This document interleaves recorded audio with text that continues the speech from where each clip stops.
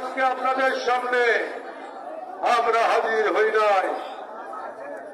আমরা উদ্বেলিত হতে পারছি না, আমরা উচ্ছ্বাসিত হতে পারছি না, কারণ আমাদের হৃদয়ের ভেতরে এক গভীর ক্ষত, যে ক্ষত তৈরি হয়েছে।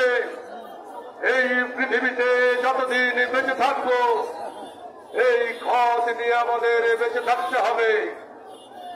আপনারা জানেন আমাদের কোমলমতি ছাত্র ছাত্রীদেরকে হত্যা করা হয়েছে। আজকে কোমলমতি আমাদের ছাত্র ছাত্রীদেরকে, হাজার হাজার ছাত্র ছাত্রী যুবকদেরকে হত্যা করা হয়েছে। আজকে তাদের রক্তের উপর দাঁড়িয়ে, আজকে তাদের আত্মার উপর দাঁড়িয়ে আজকে আপনাদের সামনে হাজির হয়েছি। আবার তাদের লাঠিপেটা করেছে পুলিশের সহায়তা। কি নিষ্ঠুর নির্মম!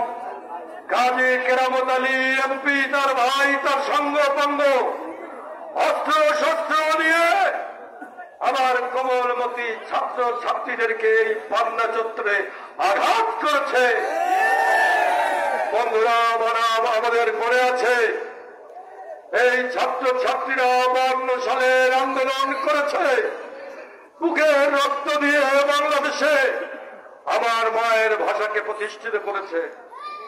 আপনারা জানেন এই ছাত্র ছাত্রীরা 66 সালের আন্দোলন, 68 সালের আন্দোলন, 62 সালের আন্দোলন, 70-69-এর গণআন্দোলনে এই ছাত্র ছাত্রীরা যেমন করে স্বৈরাচারের সাথে আপোষ করেনি, এরশাদ বিরোধী লড়াইতে আমরা যখন লড়াই করেছি।